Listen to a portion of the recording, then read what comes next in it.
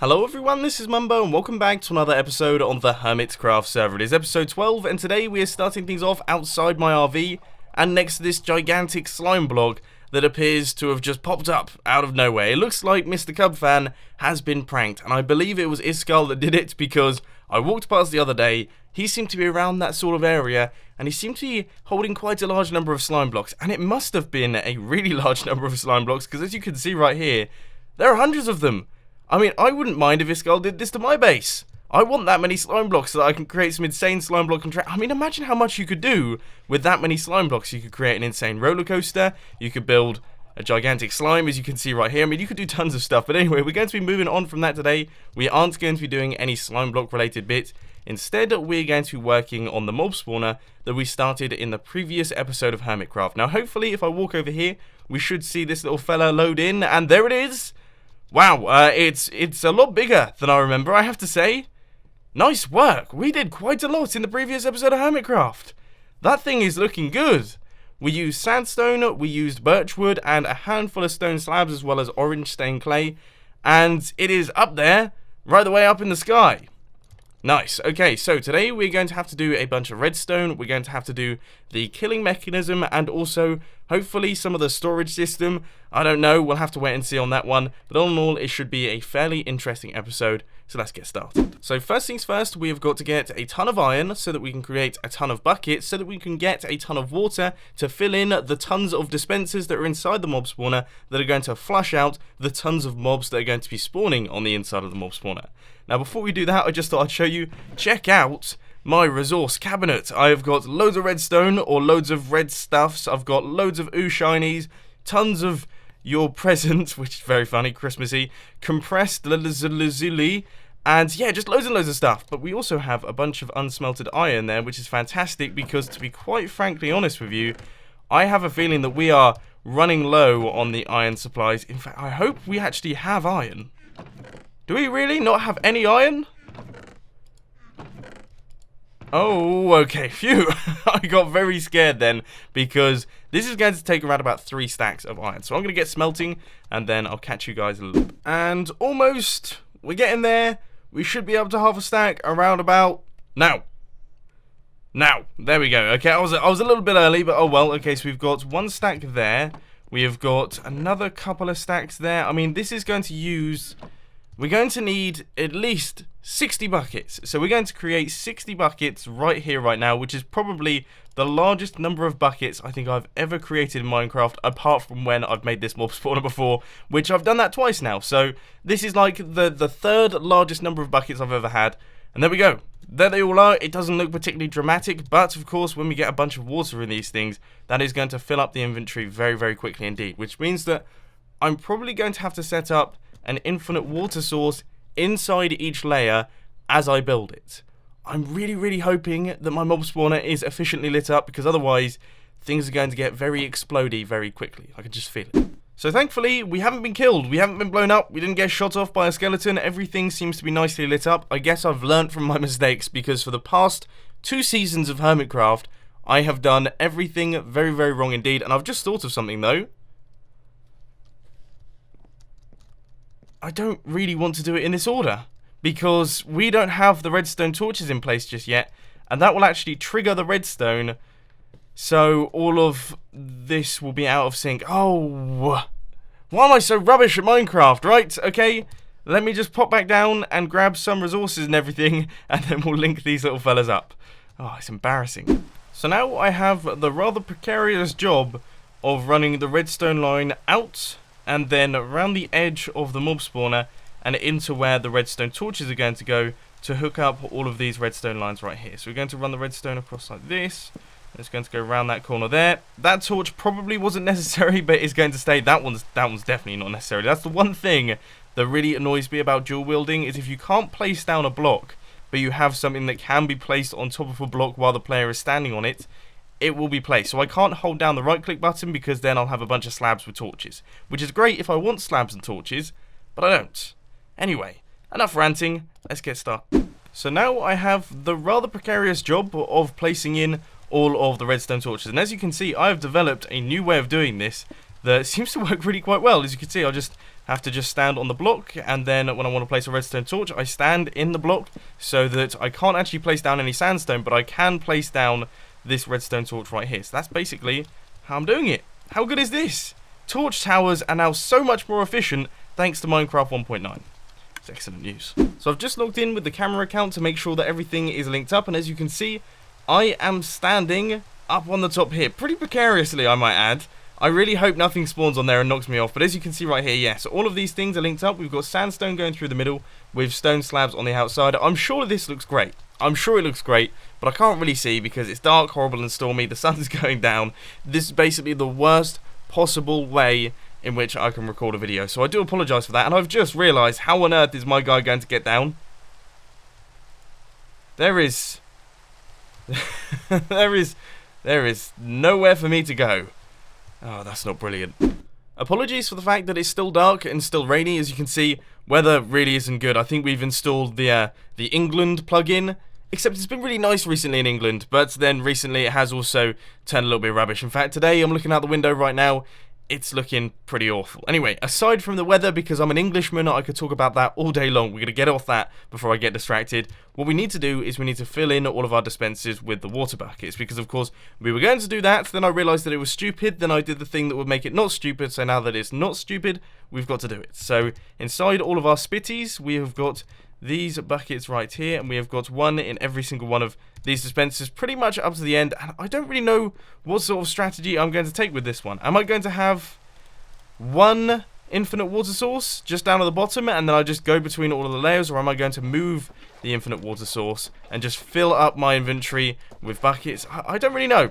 I don't know which way would be the fastest, so let's do some testing. If there's one thing that I do regret about this mob spawner, it's building it out of insta-mineable blocks. It's so lethal. I have almost fallen through this thing about 10 times now. All of the water buckets are now in place. We have got all of our dispensers filled. So we have the water, we have got the redstone on the outside. That is pretty much everything. Obviously, it doesn't have a roof yet. You may have noticed, those of you who are a little bit observant, I don't think I've mentioned that in today's episode just yet. It still doesn't have a roof. So that's something that we're going to have to do in today's episode. But as far as like the fundamentals are concerned, obviously, the roof is quite fundamental, but as far as, like, the general fundamentals in this area are concerned, I think we're all done and dusted. So what I'm going to do now is I'm going to link up the redstone along this line right here. I'm going to run it into the redstone torch towers. We're going to slam down a button, and we're going to see if this thing works. Fingers crossed, I've done everything correctly. It all goes smoothly, but let's be honest, in the history of the Mumbo channel, doesn't really happen too often. So here goes. I don't have a button. We're going to do a budget button here in the form of a redstone torch. Oh, I can hear water. I can hear water. Oh, that's good. I think that's good. Is that what's meant to happen?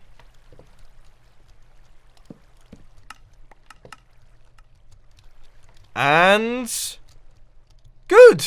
Excellent. Okay, so that's working. We have some strange lighting glitches going on over there. I've just realised I've made this mob spawner active. Oh no. That means things can spawn in here. Let's see if anything has spawned in here. I mean, they can only spawn at the backside due to the spawning mechanics of Minecraft, but let's see if we flush out any mobs. No. Okay, that's good and bad. Is that good? The fact that we haven't got any mobs spawning on our mob spawner, I suppose we're very, very close to the thing. So we're going to pass it off as that being the reasoning. But there we go. Okay, so our mob spawner is working. I can see blue on pretty much every single platform there. And then when I place down the redstone torch and remove it real quick, you can see that all of the water is removed. So this is good. Yes, perfect. Okay, this is functioning just wonderfully. It's actually worked first time. I've got a beaming smile on my face. Let's get the roof on this bad boy. Now, to do our roof, we're going to be using this old chestnut, the birchwood slabs. Obviously, most of the build is made of birchwood. If we just look up there, you can see birchwood underneath. This is a great looking mob spawner. This is definitely my favourite mob spawner I have built in a Hermitcraft season. I really like the edge going around there. I'm so glad that we chose to use slabs. Obviously, it's saved on blocks as well, so it's happy days for me. But I'm super, super happy with the way that that's turned out. So yeah, I'm going to gather up all of this birchwood right here, and then hopefully we can get enough to do the entire roof. Of course, it's going to use quite a bit, but I'm in the quite a bit mood today. In case you're wondering, I have no idea what that meant either. Just completely ignore what I said at the end of that clip there.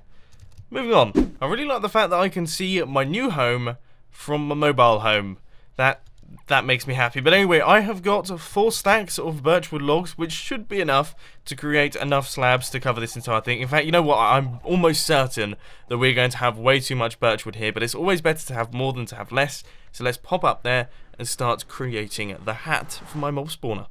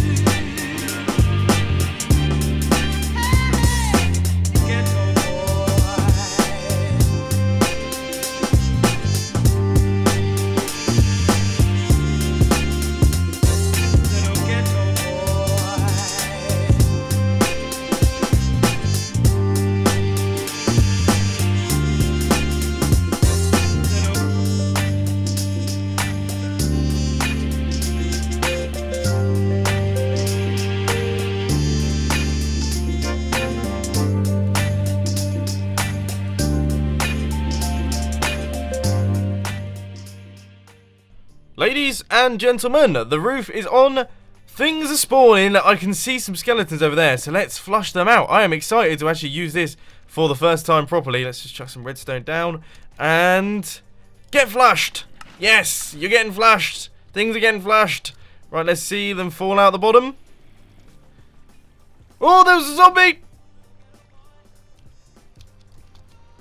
Ah, I need to take out the redstone torch. There we go. Things have been flushed. It was a bit of a slow process, but yeah, as you can see, some mobs have fallen out, and everything is happening. Things are coming out the bottom of my mob spawner because I got a little bit worried then, as I hadn't seen any mobs. But the thing is, of course, I have to point out, obviously, this is not the most efficient right now because we are standing right next to it, which means that around about this much. If you can see where I'm pointing here, around about this much of the mob spawner is not spawnable, basically, because I'm standing there. Mobs can't spawn within a 30 block radius, so they can only spawn right at the very back of the mob spawner right here. So that's one thing, and also, of course, there are a bunch of other hermits on the server right now, loading all of the chunks. But I am very, very happy to see the mobs are spawning in here, and this thing is now up and running. So now we just have to do the hopper timer and the monostable circuits, and then this will actually be working. Like, it will actually be working. It will be good to go, done, finito, completo. Excellent. Okay, so all of my hopper timers and all of my different circuits are now in place. As you can see, it was a bit of a tight squeeze. This was accidental. I didn't actually mean to make it this compact, but it sort of just worked out, and I basically worked around it, and now we've got like a super slim timing circuit that I hope is fully functional. However, I'm not 100% certain, so let's give it a bash and find out. I'm going to chuck maybe 15 netherrack in here. Okay. Oh, we got the sound of water. That did sound like the flushing mechanism kicking in. We have mobs coming out of it. That's good.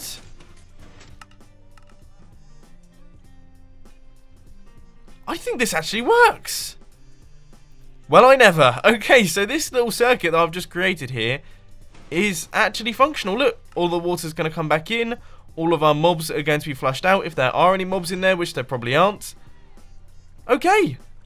Excellent. All right. I don't really know what to say other than this is brilliant. It's actually working. Cool. Okay, so this is done. All of the hoppers are done. We can clear up this area right here. We can clear out all of these blocks because we don't need them. Clear out those blocks because we don't need them. And I guess we can even clear out this sort of spiral thing right here because we don't have to go up here again. Except we sort of do because I actually want to turn off the hopper timer, as in Minecraft 1.9, if you unload a hopper timer, it doesn't reload again and it doesn't restart. So we're going to have to turn this thing off now. I left all my food at my base. How do I keep doing that? So I always throw my chicken into a chest. Oh. So once again, I am back in the desert biome gathering up some more sandstone.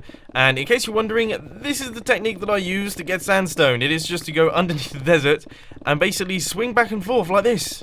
Just like that. I mean, I probably have enough sandstone now to do what I need to do, but this is just too much fun.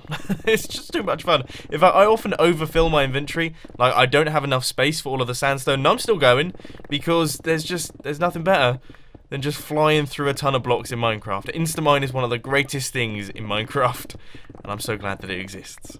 So now what we're up to is we're building the killing platform. So this is where all of the mobs are going to be landing once they've fallen out to the bottom of the mob spawner. They're going to be landing down on the bottom here, and on top of this we're going to have a bunch of birchwood planks. We're going to have birchwood planks in the middle. It's basically going to be like a replica of this design up here, and on top of this thing we're going to have a bunch of minecart rails and a bunch of hopper minecarts going back and forth, picking up all of the mob drops. Now, unfortunately, I get the impression that I'm not going to be able to do the whole minecart rail thing in today's episode, simply because I don't have enough resources right now to build that many minecart rails. So I think, whoa, that was so very close. Anyway, continuing on, yeah, I think what I'm going to do instead of building that is I'm going to do a mining session in the hope of getting enough resources to create the minecart rails in the next episode of Hermitcraft. But I think it's a good idea to build the platform right now, and we've still got a way to go, so I'm going to crack on with this. So the platform is almost completed, just a few more birchwood slabs to go in now. Hopefully I've actually got enough. Let's see. 29 to go. Yeah, we should be absolutely fine. So here is our big platform for the killing. It's pretty large, and I only had 2 torches, so this thing is going to become overrun with mobs extremely quickly. So when I come back up here, I'm going to have to be super prepared. But now around the edge, what I was thinking is I would have glass going all the way around like that. Then on top of that glass, I'll have stone slabs. And then inside this area here, obviously our minecarts are going to be going around. But I'm almost thinking I was going to put iron golems in there to kill off any of the mobs that survive the fall, but obviously they'd stop the minecart. So this is a little bit tricky, but I think it would be definitely smart to put a board around this thing, just in case, you know, a few mobs do survive. They're not going to come over here, land in my nether portal, start killing me and blowing things up. I think that's probably for the better. So yes, we're going to place in this safety guard going right the way around the edge, and wow, things have really got very dark there. So while I smelt up all of that stone there to create the stone slabs to go around the edge, I thought I would take a look at how the mob spawner looks now that we've got the killing platform in. Because of course, it looked pretty good beforehand. We can't currently see it from our house. Let's load up the chunks and see how it's looking. Now, one thing that you just have to remember is, of course, that crazy zigzaggy spirally thing isn't going to be there for the entire time. But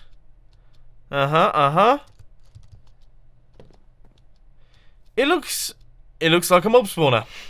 That's the only thing that I can really say, is that it looks like a mob spawner. Now, we have some lighting darkness things. I don't know what they're called, but they're like lighting errors. So that looks very, very dark indeed. But we should probably light up the sides of that. So maybe I'll grab some glowstone and solder it in there with the glass. But yeah, it looks good actually. It looks surprisingly good with the thing connecting them. It would almost look strange without that. Am I going crazy there? Like, I feel like if we don't have that spirally thing, which we're not going to have the spirally thing, it should have something coming down perhaps on both sides. Maybe that could be something that's done in the future, like a maintenance hatch type thing.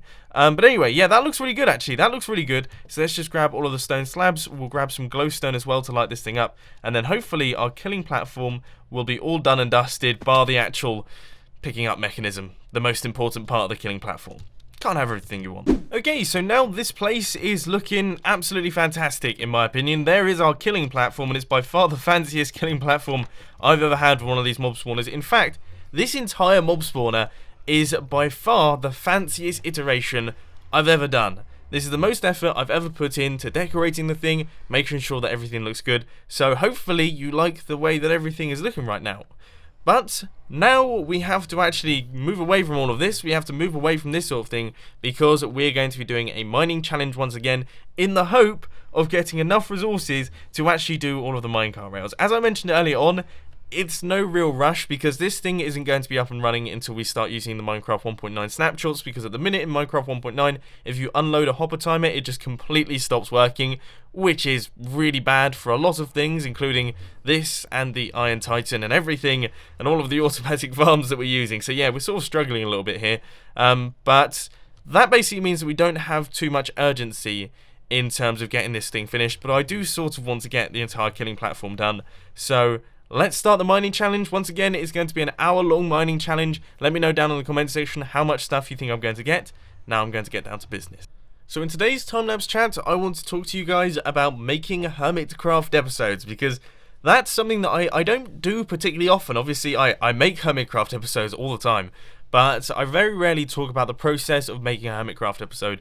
And I thought I would chat to you guys about it because, you know, it's one of those things that some of you sit there and you don't really know how this all comes about. You don't know how these episodes are created. You just see the end product of the episode. And I think sometimes, for some of you anyway, it's quite difficult to see the amount of time and effort that is put into each and every episode that goes out.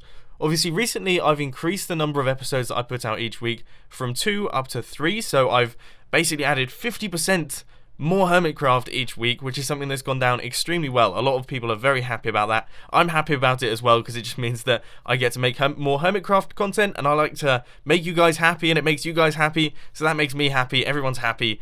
It's all brilliant. But in terms of actually making the Hermitcraft episodes, first off, it starts with a plan. Now, you guys know this is a fairly well-known thing that I have YouTube books. You can hear it right here. I've got it right in front of me. This is the YouTube book. Look. Physical book. I know, pretty amazing for some of you that books still exist. But yes, I prefer to use books as opposed to online things or online notebooks. I like writing things down in books. So I've got my YouTube books, and inside those YouTube books, I tend to write out the plan for the episodes. So for example, in front of me, I actually have the episode plan for today's episode. So, Hermitcraft episode 11. This is actually episode 12, but this was the previous episode of Hermitcraft. So it says, begin work on base area, go into forest, pillar up to y equals 160. That's where the depth platform is going to be. Then pillar to y equals 200. Build the spawner, get the 5 platforms, and then the killing zone down underneath. Now, I didn't actually manage to make the killing zone, but that was basically my plan for the episode. That's what I had written out, so that's what I knew I was going to be doing. So first off, I plan, then probably the next day, I tend to plan like a day in advance. The next day, I hop onto Hermitcraft and I record. And I tend to record throughout the day, but in general, my actual recording time is probably about 4 to 5 hours, which may be surprising, but it involves a lot of resource gathering. It involves, obviously, a lot of playing Minecraft, and a lot of things take a lot of time that I don't do on camera that a lot of you don't really realise. Like, for example, all of the resource gathering and the gathering of things. So I record all of it, that's all good, having a great time, and then I edit all of it, that all comes together, and then of course I upload it. So the whole Hermitcraft process is not necessarily long-winded, but it does take quite a long time to make each episode, but that's the way that I like it. I like to make sure that I put a ton of time and effort into these episodes so that they're enjoyable for you guys to watch, and I hope that you do enjoy them. So there we go. That is the Hermitcraft process. I just thought I'd chat to you guys about that. Let's hop back onto Hermitcraft. Now, unfortunately, due to time constraints, I am recording this clip right now directly after recording the clip before the mining session, and I am yet to do the mining session. As you can see right here, my inventory is not filled with millions of diamonds or anything like that, so you'll have to watch for the end of the mining session. I'll put a clip in of all of the resources that I managed to get. I'll probably chuck them all into the resource chest so that you can see all of that. But I hope that you enjoyed today's episode of Hermitcraft. It's been a lot of fun for me. We got a ton of stuff done. Loads of redstone, loads of various different bits and pieces. Really happy with the progress that I'm making on the Hermitcraft server right now. And as I say, in the next episode of Hermitcraft, I really want to get this killing platform finished, as well as a bunch of other stuff. But unfortunately, that's all I've got time for today. I hope you enjoyed this video. If you did, please be sure to hit that like button. And if you really loved it, then make sure to subscribe. But thanks for watching, guys. This has been Mumbo, and I'm out. I'll see you later.